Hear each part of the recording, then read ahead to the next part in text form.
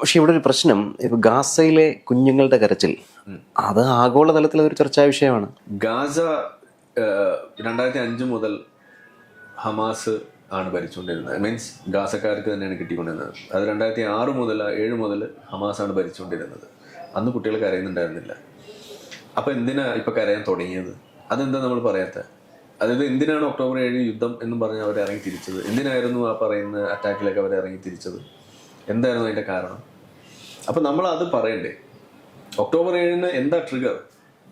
അത് പറയാതെ 6 വർഷം നീണ്ട ഒരു വെടിനിർത്തലിന് ശേഷം പെട്ടെന്നൊരു ദിവസം യുദ്ധവുമായിട്ട് ഇറങ്ങുമ്പോൾ അത് നമ്മൾ അഡ്രസ്സ് ചെയ്തേ പറ്റുള്ളൂ.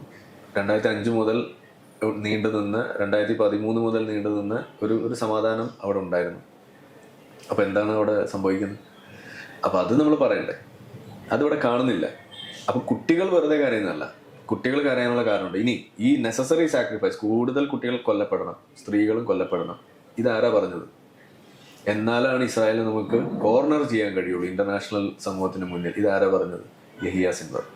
യഹിയ സിൻവറിന്റെ വാക്കുകളാണിത്. യഹിയ സിൻവർ ഇത് ആരോടാ പറയുന്നത്? സ്വന്തം അണികളോടാ പറയുന്നത്. അപ്പോൾ കുട്ടികൾ കൊല്ലപ്പെടണം എന്നുള്ളത് ആരുടെ ആഗ്രഹമാണ്, ആവശ്യമാണ്. അത് ഈ പറയുന്ന ഹമാസിന്റെ ആവശ്യമാണ്. എന്നാലാണ് അവർക്ക് അവരുടെ കാര്യം നടക്കുകയുള്ളൂ. അതെന്താണ്? ഇസ്രായേലിനെ ഒതുക്കുക എന്ന് പറയുന്ന, ഇസ്രായേലിന്റെ ആ ഒരു പേരും പറഞ്ഞ് ഈ കുട്ടികൾ കൊല്ലപ്പെടുന്നു എന്നുള്ളൊരു കാര്യം പറഞ്ഞുകൊണ്ട് അവരുടെ താൽക്കാലികമായ കുറെ ലാഭങ്ങൾ അത് കണ്ടെത്തുക എന്നുള്ളതാണ്. ഈ പറയുന്ന ഹമാസിന്റെ ഓരോ നേതാക്കളും ബില്യനേഴ്സ് ആണ്, മൾട്ടി ബില്യനേഴ്സ്. അവർ ജീവിച്ചിരുന്നത് ഖത്തറിലായിരുന്നു. ഇന്ന് പിന്നെ ഈ പറയുന്ന സ്കൂളുകളുടെ, ഹോസ്പിറ്റൽസിന്റെ, ഇപ്പൊ ഏറ്റവും ഒടുവിലൊക്കെ നിങ്ങൾ കണ്ടു കാണും, ഹോസ്പിറ്റലിലൊക്കെ അടിയിലാണ് തുരങ്കം പണിതിരുന്നിട്ട് അവർ ഈ പണി ഒപ്പിച്ചുകൊണ്ടിരുന്നത്. എന്തിനു വേണ്ടിയിട്ടാണ്? ഏത് ഹ്യൂമൻ ഷീൽഡ് അതിനെ കുറിച്ച് ഇവിടെ ആരെങ്കിലും സംസാരിക്കുന്നുണ്ടോ? ഇല്ല. അപ്പോൾ ഇതിനകത്ത് ഈ തരത്തിലുള്ള ഇരട്ടത്താപ്പുകൾ ഇത് വ്യാപകമാണ്.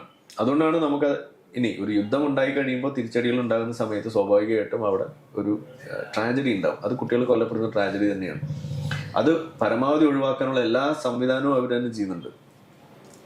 ഒരു ബിൽഡിംഗ് അവിടെ ഇതിന്റെ റോക്കറ്റ് വിക്ഷേപിച്ച ഒരു സ്പോട്ട് മനസ്സിലാക്കുക, അല്ലെങ്കിൽ അവിടെ ഹമാസിന്റെ സാന്നിധ്യം മനസ്സിലാക്കിയിട്ട് അവർ മുൻകൂട്ടി അറിയിക്കുകയാണ് 2-3 മണിക്കൂർ മുന്നേ ഇവർക്ക് ഇവാക്യുവേറ്റ് ചെയ്യാൻ വേണ്ടിയിട്ട്. ഇവാക്യുവേഷൻ ഓർഡർ കൊടുത്തു കഴിയുമ്പോൾ അതിനുവേണ്ടി ലഘുലേഖ വിതരണം ചെയ്യുന്നു, ഫോണിലേക്ക് വിളിച്ചു പറയുന്ന അവസ്ഥ വരെ ഉണ്ട്.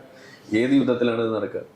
നമ്മളിവിടെ പഹൽഗാം അറ്റാക്കിന് ശേഷം ഓപ്പറേഷൻ സിന്ദൂർ നടത്തിയപ്പോൾ നമ്മൾ സിവിലിയൻ ടാർഗറ്റ്സ് ഉണ്ടാവില്ല, നമ്മൾ തീവ്രവാദ ടാർഗറ്റ്സ് ഒക്കെ നമ്മൾ ട്രാക്ക് ചെയ്ത് അത് അറ്റാക്ക് ചെയ്യും എന്ന് മുന്നേ പറഞ്ഞു എന്ന് പറഞ്ഞതിന് പേരിലൂടെ കോലാഹലമായിരുന്നു. നമ്മളുടെ ആക്രമണ രഹസ്യം കൈമാറി എന്ന് പറഞ്ഞിട്ട് ഇസ്രായേൽ അവിടെ പച്ചയ്ക്ക് അതല്ലേ ചെയ്യുന്നത്? ഇത് ഞങ്ങൾ അറ്റാക്ക് ചെയ്യാൻ പോവാണ്, ഇവിടെ കുറച്ച് ആൾക്കാരുണ്ട് എന്ന് പച്ചയ്ക്ക് പറഞ്ഞിട്ടാണ് ചെയ്യുന്നത്. അപ്പൊ ഇതിൽ ആരാ രക്ഷപ്പെടുക? സിവിലിയൻസ് അല്ല രക്ഷപ്പെടുന്നത്, തീവ്രവാദികളാണ് രക്ഷപ്പെടുന്നത്. അവരവിടെ ഈ പറയുന്ന തീവ്രവാദികൾ രക്ഷപ്പെടുന്നതിന്റെ ഭാഗമായിട്ട് അവർ ഒളിച്ചോടുന്നതിന്റെ പിന്നാലെ ബൂബി ട്രാപ്സ് ഉണ്ടാക്കി വെക്കുകയാണ് ചെയ്യുന്നത്. അതായത് സിവിലിയൻസ് ആയിട്ടുള്ള ആളുകളുടെ മേത്ത് ബോംബും അതും ഇതൊക്കെ കെട്ടിവെച്ച് വെക്കും. അത് മൃഗങ്ങളുടെ മേത്ത് അല്ലാതെയൊക്കെ ചെയ്യുന്നു. ഇതാണ് അവർ ചെയ്തുകൊണ്ടിരിക്കുന്നത്. അതിൽ കൊല്ലപ്പെടും. ഇപ്പൊ കഴിഞ്ഞ ദിവസം 30 പേരെ വെടിവെച്ച് കൊന്നു ഈ എയ്ഡ് വിതരണത്തിന്റെ ഇടയിൽ എന്ന് പറഞ്ഞിട്ട് വലിയ കോലാഹലം. അവസാനം ഡ്രോൺ ഫുട്ടേജ് പുറത്തു വിട്ടു. ആരാ വെടിവെച്ചത്? ഹമാസ് തന്നെയാണ് വെടിവെച്ചത്. ആരെങ്കിലും പിന്നെ എന്തെങ്കിലും പറഞ്ഞു? അപ്പൊ ഈ ഡ്രോൺ ഫുട്ടേജ് ഇല്ലായിരുന്നു എന്ന് വിചാരിക്കുക. ആ 30 പേരെ ആരുടെ അക്കൗണ്ടിൽ കിടക്കേണ്ടതാ? 500 പേര് ഹോസ്പിറ്റലിൽ തകർന്നു, ഇസ്രായേൽ ബോംബിട്ട് തകർത്തു എന്ന് പറഞ്ഞിട്ട് നിലവിളിയായിരുന്നു. അതിന്റെ ഡീറ്റെയിൽ പുറത്തേക്ക് വിട്ടു. അപ്പോൾ എന്താ സംഭവിച്ചത്? ഹമാസ് വിട്ട റോക്കറ്റ് തിരിച്ച് അവിടെ തന്നെ വീണതാണ്, അതിന്റെ പിന്നീന്ന് വിട്ടതാണ്. അപ്പൊ എന്താ ഉണ്ടായത്? 500 പേരില്ല, 150 പേരെ മരിച്ചിട്ടുള്ളൂ എന്നായി. അപ്പൊ ഇസ്രായേൽ കൊന്നിരുന്നെങ്കിൽ 500 ആയിരുന്നു, അത് 150. ഇങ്ങനെയുള്ള കള്ളക്കണക്ക് UN തന്നെ പലതവണ കണക്ക് തിരുത്തി. ഈ കഴിഞ്ഞ ദിവസം മറ്റൊരു റിപ്പോർട്ട് വന്നു. അതായത് 4000-ഓളം കുട്ടികളുടെ പേര് ഇതിൽ നിന്ന് ലിസ്റ്റിൽ നിന്ന് റിമൂവ് ചെയ്തു. ആരെങ്കിലും ഇവിടെ സംസാരിക്കുന്നുണ്ടോ? അപ്പൊ ഞാൻ പറയാ, നിങ്ങൾ 50,000 പേര് മരിച്ചു എന്ന് പറഞ്ഞ കണക്കുമായിട്ട് വരുമ്പോൾ ആദ്യം ആ കണക്ക് ഒന്ന് തീരുമാനമാക്കുക, എന്നിട്ട് നമുക്ക് അതിനെക്കുറിച്ച് പറയാം. ഇതാ ഞാൻ പറയാ. അതിന് മുന്നേ പറയേണ്ട കുറെ കാര്യങ്ങളുണ്ട്. അത് ഒക്ടോബർ 7 മുതലുള്ളത് തന്നെയാണ്. അത് പറഞ്ഞിട്ട് ബാക്കി എന്തുകൊണ്ട് ഒക്ടോബർ 7 വന്നു? അവിടെ പീഡിത സമൂഹം ഒന്നും ആയിരുന്നില്ല. അതാരാ പറയുന്നത്? അവർ തന്നെ പറയുന്നത്. കാരണം അവർ പറയുന്നത് എന്താ? എത്ര ബ്യൂട്ടിഫുൾ ആയിരുന്നു ഹമാസ് ഗാസ എന്നാണ് അവരിപ്പോ പറയുന്നത്. അത് എപ്പോഴാ പറഞ്ഞു തുടങ്ങി? ഒക്ടോബർ 7 ശേഷം. ഒക്ടോബർ 7 വരെ അവരെന്താ പറഞ്ഞു? ഇത് ഓപ്പൺ എയർ പ്രിസൺ ആയിരുന്നു എന്നാ പറഞ്ഞത്. അപ്പൊ ഓപ്പൺ എയർ പ്രിസൺ ആയി ഒക്ടോബർ 7 വരെ നിലനിന്നിരുന്ന സ്ഥലം ഒക്ടോബർ 7 ശേഷം പെട്ടെന്ന് അങ്ങ് സ്വർഗമായി മാറുന്ന ഒരു വിചിത്രമായ അവസ്ഥയായി. ഈ തരത്തിലുള്ള ഇരട്ടത്താപ്പാണ് ഇവിടെ നടക്കുന്നത്. ഇത് നമ്മൾ കാണുന്നില്ല എന്നല്ല, ഇതൊക്കെ നമുക്ക് കാണാനും മനസ്സിലാക്കാനും സാധിക്കുന്ന അവസരങ്ങൾ ഇവിടെ ഉണ്ട്. ഇത് കാണുന്നതുകൊണ്ടാണ് നമ്മൾ പറയുന്നത് ഇതിനകത്തുള്ള നമ്മൾ വെളിയിൽ കാണുന്ന സംഭവങ്ങളല്ല ഇതിനകത്ത് മതമാണ് ഇതിന്റെ പ്രധാന വിഷയം. ഇതിനകത്തുള്ള സെലക്റ്റീവ് ആയിട്ടുള്ള റെസ്പോൺസസ് ആണ് നമുക്ക് ഇവിടെ കാണാൻ കഴിയും. ഈ സുഡിയോ ആ ഒരു സംഗതിയൊക്കെ കണ്ടപ്പോൾ ഒക്കെ നമ്മൾ ശ്രദ്ധിച്ചിട്ടുണ്ടാവും. ആളുകൾ ഇതിനേക്കാൾ കൂടുതൽ ആളുകൾ ഹ്യൂമാനിറ്റേറിയൻ കോസ് ആണെന്നുണ്ടെങ്കിൽ യമനിൽ കൊല്ലപ്പെട്ട ആളുകളുടെ നമ്പർ ഇവർക്ക് അറിയും.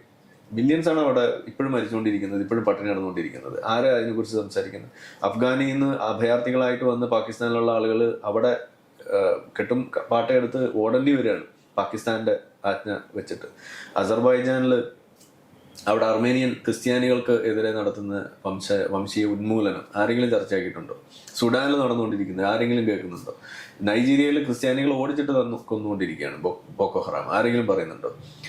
അഫ്ഗാനിസ്ഥാനിലെ അവിടെ തന്നെയുള്ള ആളുകളെ ഇതേപോലെ ചെയ്തുകൊണ്ടിരിക്കുക ആരെങ്കിലും പറയുന്നുണ്ടോ? അപ്പൊ ഹ്യൂമാനിറ്റേറിയൻ കോസ് ആണെന്നുണ്ടെങ്കിൽ ഇതൊക്കെ സംസാര വിഷയമാക്കണം. ചൈനയിൽ ഏറ്റവും കൂടുതൽ ആളുകൾ കോൺസെൻട്രേഷൻ ക്യാമ്പിൽ പോലെയാണ് അവിടുത്തെ ഉയ്ഗൂർ മുസ്ലിംസിനെ ഇട്ട് പീഡിപ്പിച്ചുകൊണ്ടിരിക്കുന്നത്. എവിടെയെങ്കിലും ആരെങ്കിലും നിലവിളിക്കുന്നത് കേട്ടിട്ടുണ്ടോ? ഇല്ല. അപ്പൊ ഇതിനകത്ത് ഒരു നിലവിളി വരുന്നുണ്ട്. എന്താ കാരണം? അത് ഈ ജൂതനോടുള്ള വിരോധമാണ്. അത് ഈ ജ്യൂസ് കുടിക്കരുത് എന്ന് നമ്മൾ ജ്യൂസ് ഉസ്താദ് പറഞ്ഞ മുതൽ പല ആളുകളും പറഞ്ഞിട്ടുള്ള സാധനം നിങ്ങൾ ചുമ്മാ നോക്കിയാൽ മതി. മുഹമ്മദ് നബി പോലും പറഞ്ഞത് തന്നെയാണ്. അതായത് അവസാനത്തെ ജൂതനെ കൊന്നു തീരാതെ ലോകം അവസാനിക്കില്ല എന്നതും നബി വചനമാണ്, സഹീഹായ നബി വചനമാണ്. ഇതൊക്കെ ഏതെങ്കിലും മൗലവിമാര് തിരുത്തുകയാണെന്നുണ്ടെങ്കിൽ എന്നെയല്ല തിരുത്തേണ്ടത്. ഇത് ഹമാസിന്റെ ചാർട്ടറിൽ ആദ്യത്തെ അവരുടെ അതിന്റെ ബിഗിനിങ് സെന്റൻസിൽ തന്നെ എഴുതി വെച്ചിട്ടുള്ള സാധനമാണത്. ഹമാസിന്റെ ചാർട്ടറിൽ തുടക്കത്തിൽ തന്നെ എഴുതി വെച്ചിരിക്കുന്ന സാധനമാണ്. Islam will obliterate Israel just like it obliterate others before it. ഇതാണ് അതിനകത്ത് എഴുതി വെച്ചിരിക്കുന്നത്. മുമ്പുണ്ടായിരുന്ന ആളുകൾ എങ്ങനെയാണോ ഇസ്ലാം നശിപ്പിച്ചത് എന്ന് പറഞ്ഞ മാതിരി ഇസ്രായേലിനെ ഇസ്ലാം നശിപ്പിക്കും. ഇതാണ് ഹമാസിന്റെ ചാർട്ടറിലുള്ളത്. അതിന്റെ കാരണം നബി വചനം. അതേതാണ്? അന്ത്യദിനം സംഭവിക്കില്ല അവസാനത്തെ ജൂതനെ കൊന്നതല്ലാതെ. അന്ന് ഒരു യുദ്ധം ഉണ്ടാകും. ആ യുദ്ധം ഉണ്ടാകുന്ന സമയത്ത് ജൂതൻ കല്ലിന്റെയും മരത്തിന്റെയും ഒക്കെ പിന്നിൽ ഒളിക്കും. അപ്പോൾ ആ കല്ല് വിളിച്ചു പറയും, ഓ മുസ്ലിമെ, എന്റെ പിന്നിലൊരു ജൂതൻ ഒളിച്ചിരിക്കുന്നുണ്ട്, അവനെ കൊല്ലൂ എന്ന് പറയുമ്പോൾ നിനക്ക് അവനെ വന്ന് കൊല്ലാം. ഏറ്റവും പുതിയ വാർത്തകളും വിശേഷങ്ങളും വിരൽത്തുമ്പിലറിയാൻ സീ മലയാളം ന്യൂസ് എല്ലാ ഡിജിറ്റൽ പ്ലാറ്റ്ഫോമുകളിലും ലഭ്യം.